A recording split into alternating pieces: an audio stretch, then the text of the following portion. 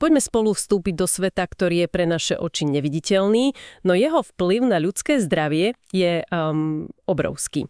Dnes sa pozrieme na medicínsky významné prvky. Sú to jednobunkové organizmy, ale nenechajme sa zmiasť, majú všetko, čo má komplexná bunka. Jadro, organély a hlavne neuveriteľnú schopnosť prežiť. A našim cieľom dnes je pochopiť ich prefíkané stratégie. Sú to majstri v maskovaní, brutálni útočníci a aj, povedzme, tichí infiltrátori. Presne tak. Sú to majstri adaptácie. A aby sme si v tom urobili poriadok, je dobré pozrieť sa na to, kde sa vlastne v tele najradšej usídlia. Aha, takže podľa ich obľúbených lokalít. Dá sa to tak povedať. Niektorí ako Giardia si vyberú črevný trakt, iní, napríklad Trichomonas, preferujú urogenitálny systém. Potom sú tu asi tí cestovatelia, ktorí kolujú v krvi a lymfe. Áno, ako trypanosomy alebo plazmódium, čo spôsobuje maláriu. No a nakoniec tí najzákernejší, ktorí mieria priamo na nervový systém a tkanivá, ako napríklad toxoplazma. Tak poďme na to. Kde začneme? Navrhujem začať pri skupine, ktorá svoju stratégiu stavia na pohybe pri bičíkovcoch. Výborne. Prvý na zozname je Giardia intestinalis. Už len jej tvar je zvláštny. Vraj pripomína rozpolenú hrušku s prísavným diskom. To znie takmer neškodne. Áno, ten tvar je ikonický. A do tela sa dostáva veľmi prozaicky, s jedením alebo vypitím niečoho, čo je kontaminované jej cystami. Cystami. To je nejaká jej ochranná forma? Presne. Tá cysta je jej superodolná, povedzme, transportná kapsula. Má 4 jadrá, pevný obal, vďaka tomu prežije napríklad aj v chlorovanej vode. A keď sa táto kapsula dostane do bezpečia tenkého čreva, tak sa otvorí a von vylezie aktívna forma, tzv. Trofozoid. A ten už má nástroje na prácu, ako ste spomínali, ten prísavný disk. Presne tak. Má 8 bičíkov na pohyb a ten prísavný disk, ktorým sa prichytí na sliznicu. Takže on sa tam len, tak povediac, zaparkuje. Ako môže také jednoduché prichytenie spôsobiť vážne problémy ako hnačky a chudnutie? To je skvelá otázka. On sa totiž neprisaja len jeden.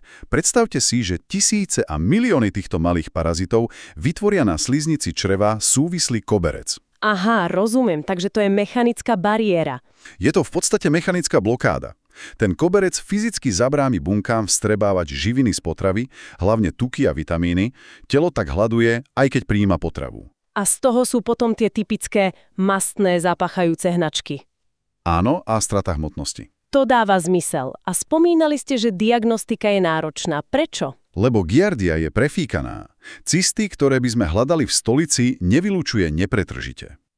Aha. Robí to v návaloch, ako by chcela zmiasť prenasledovateľov. Preto jedna negatívna vzorka neznamená vôbec nič. Niekedy ich treba odobrať aj 10, kým máme šťastie. Ale keď sa už nájde?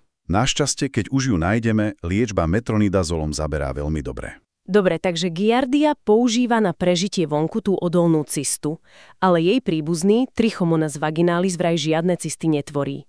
To mi príde ako veľká evolučná nevýhoda. Je to zdanlivá nevýhoda, ktorá ho však akože donútila k extrémnej špecializácii. V akom smysle? Keďže jeho aktívna forma, trofozoid, mimo tela prežije len pár minút, nemôže si dovoliť čakať vo vode či v jedle. Je úplne odkázaný na prenos priamym kontaktom slizníc. Čiže v praxi takmer výhradne pohlavným stykom. Presne. Všetko vsadil na jednu kartu. Tomu rozumiem. A viem, že prejavy sa dramaticky líšia medzi pohlaviami. Áno. A v tom je jeho zákernosť. U žien infekcie často vyvoláva veľmi nepríjemné príznaky. Typický zelenkastý, spenený a pachnúci výtok, zápal. Čo ženu donúti vyhľadať lekára. Presne tak. Problém je, že u mužov sa to často vôbec neprejaví. Cítia sa úplne v poriadku, no pritom sú chodiacimi prenášačmi a ani o tom nevedia. Takže kľúčom je liečiť oboch partnerov naraz. Vždy. Inak je to nekonečný ping-pong infekcie. Takže Giardia a Trichomonas sú skôr lokálni škodcovia. Ale čo parazity, ktoré neostanú na jednom mieste, ale cestujú po celom tele, tým sa asi dostávame k trypanozómam však? Presne. A to je úplne iná liga. Začnime v Amerike. S parazitom Trypanosoma cruzi, ktorý spôsobuje Chagasovú chorobu. Tu už do hry vstupuje tretí hráč. Hmyzí prenášač. Áno, v tomto prípade dravá ploštica. A ten spôsob prenosu je naozaj bizarný. Nie je to tak, že by nás ploštica infikovala priamo pri cicaní krvi. A práve v jej trúse sú infekčné štádia parazita. Počkať, takže si to vlastne do tej ranky votrieme sami? Presne. Keďže štípanec svrbí, človek si ho škriabe a nechtiac si votrie infekčný trus do ranky alebo do oka. Je to diabolsky efektívny mechanizmus. A parazit je v tele. Čo sa deje ďalej? Je tam nejaké ticho pred búrkou? Je tam počiatočná bitka, tzv. Akútna fáza, ktorá je najviditeľnejšia u detí. V mieste, kde sa parazit dostal dnu, môže vzniknúť opuch zvaný chagóm. To je vlastne viditeľný dôkaz o mieste činu. Áno. A ak bránou bolo oko, vzniká veľmi typický Romaňov príznak, masívny jednostranný opuch viečka. Vyzerá to naozaj dramaticky. A čo sa deje vnútri? Počula som, že tento parazit mení formu podľa toho, kde práve je. Presne. Jeho životný cyklus je ako z transformačného filmu. V krvi koluje ako pohyblivý cestovateľ s bičíkom, ale jeho cieľom je skryť sa. Skryť sa? Kam? Vnikne do bunky, najčastejšie svalovej alebo nervovej. Odhodí bičík a premení sa na nehybnú továreň na množenie. A tam sa delí a delí. Až kým bunka doslova nepraskne pod náporom tisícov nových parazitov. Tie sa opäť zmenia na cestovateľov a cyklus pokračuje. To je desivé. A po tej akútnej fáze nastala pokoj? A to je na tomto najnebezpečnejšie. Po akútnej fáze často nasledujú roky, aj 10 ročia, zdanlivého pokoja. Ale parazit v tele zostáva a pomaly, potichu, ničí tkanivá. A najčastejšie si to odniesie srdce? Áno, srdce, kde dochádza k nezvratnému poškodeniu a zlyhávaniu alebo tráviaci trakt. Je to tichý zabiják. Poďme teraz do Afriky, k jeho sesternici Trypanosoma brucej, ktorá spôsobuje spavú nemoc. Prenášajú mucha CC. Čakala by som podobnú stratégiu skrývania sa, ale vraj je to úplne inak. Je to presný opak. Africké trypanozómy sa v bunkách vôbec neskrývajú. Práve naopak. Zostávajú vonku v krvi, lymfe, v priestoroch medzi bunkami. Ako je potom možné, že ich imunitný systém jednoducho nezničí? To nedáva logiku. Pretože vyvinuli jednu z najgeniálnejších únikových stratégií v prírode. Antigennú premenlivosť. Antigennú premenlivosť. Predstavte si to ako majstrovského zlodeja, ktorý každých 5 minút mení svoj vzhľad. Náš imunitný systém je polícia, ktorá si práve vytvorila presný popis páchateľa. Ale kým ho začne hľadať, zlodeľ už má na sebe iný kabát, klobúk a falošné fúzy. Aha, takže je to neustála vyčerpávajúca hra na mačku a myš a chorobu vlastne spôsobuje aj toto neustále resetovanie imunity. Presne. Tento chronický boj vedie k zápalu a poškodeniu. Choroba postupuje v štádiách. Na začiatku je vred, potom sa parazit šíri telom, čo sa prejaví zdúrením lymfatických uzlín na krku, to je tzv. Winterbottomov príznak. A posledná fáza je najhoršia. Áno. Parazit prelomí bariéru do mozgu a tam to začne. Zmetenosť, chaos v spánkovom cyklu až extrémna spavosť cez deň. Odtiaľ ten názov spavá nemoc. Bez liečby je to 100% smrteľná cesta do kómy. Dobre, to je naozaj desivé. Poďme k parazitom, ktoré sa hýbu pomaly, ako by nemali žiadny plán. K amébam. Entamoeba histolytica, už ten názov rozpúšťajúca tkanivo znie hrozivo. A je to veľmi výstižný názov. Prenos je opäť cez kontaminovanú vodu alebo jedlo, kde čaká vo forme odolnej cysty.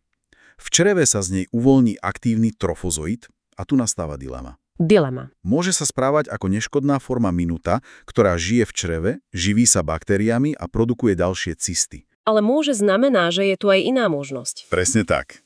Za určitých okolností sa môže prepnúť do agresívneho módu a zmeniť sa na formu magna. A táto forma už nemá záujem o baktérie. Začne doslova požierať a rozpúšťať sliznicu hrubého čreva. Čím vytvára hlboké vredy? A to spôsobuje tú amebovú dizentériu silné krvavé hnačky. Áno, s hlienom. Ale bohužiaľ nekončí to v čreve. Táto agresívna forma sa môže prebúrať do krvného ogrevu a dostať sa priamo do pečene. A tam vytvorí abscesy. Obrovské abscesy plné rozloženej nekrotickej hmoty. Je to brutálny, deštruktívny útok. Takže toto je stratégia hrubej sily. Ale počula som, že existuje ešte desivejšia améba, aj keď našťastie extrémne vzácna. Naegleria fowleri. Áno, a toto je úplne iný príbeh. Toto nie je typický parazit, je to voľne žijúca améba, ktorá si spokojne žije v teplej sladkej vode, v jazerách, termálnych prameňoch. Nečaká na to, že ju niekto prehltne. Ako sa teda človek nakazí? Nákaza nastane, keď sa človeku pri plávaní alebo potápaní dostane voda do nosa. Do nosa? Áno. Améba sa prichytí na čuchovú sliznicu a odtiaľ má priamu diaľnicu do mozgu pozdĺž čuchového nervu. Počkať, takže si idem zaplávať do jazera a vdýchnutím vody si môžem poslať amébu po nerme priamo do mozgu?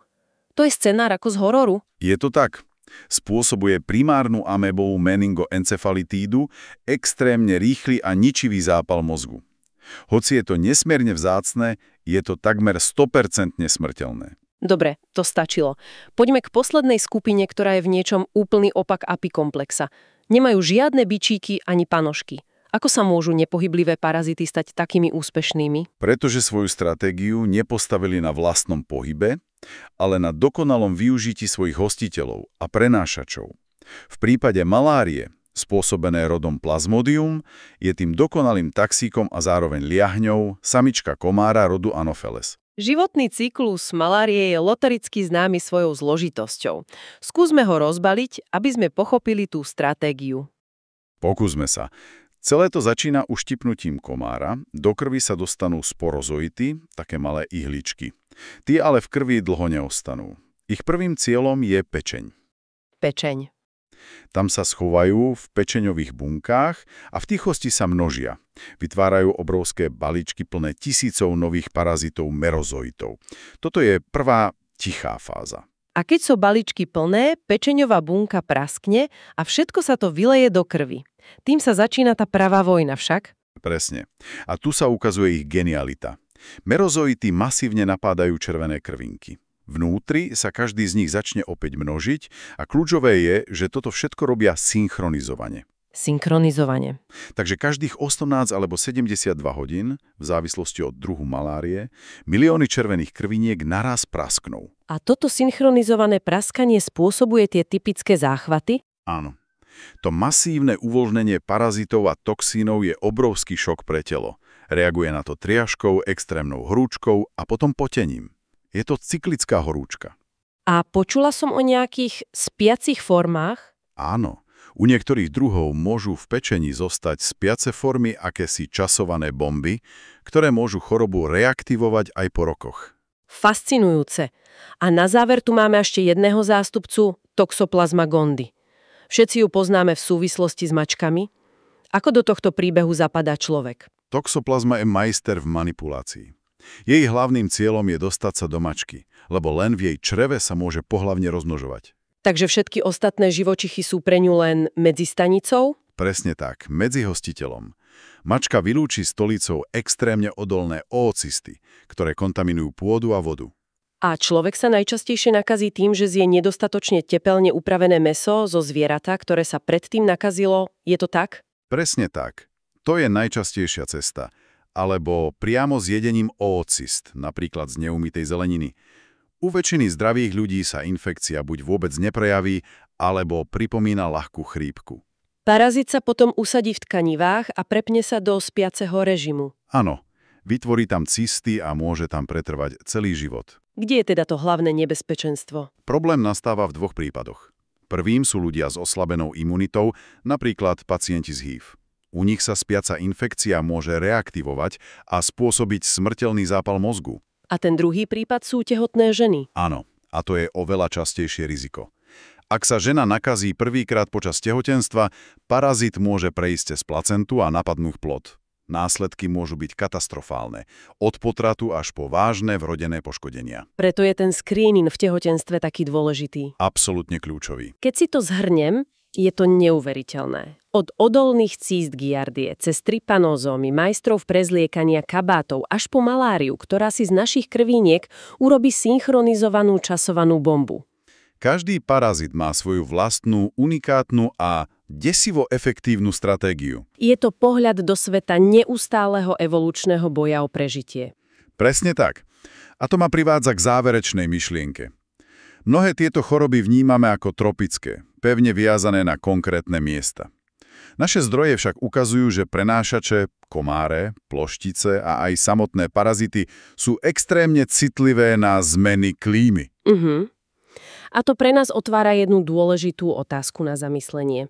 Ako môže globálne otepľovanie a stále intenzívnejšie cestovanie zmeniť geografickú mapu týchto ochorení a akým novým zdravotným výzvam môžeme čeliť v budúcnosti? Možno aj v oblastiach, kde dnes tieto parazity považujeme za vzdialenú exotiku.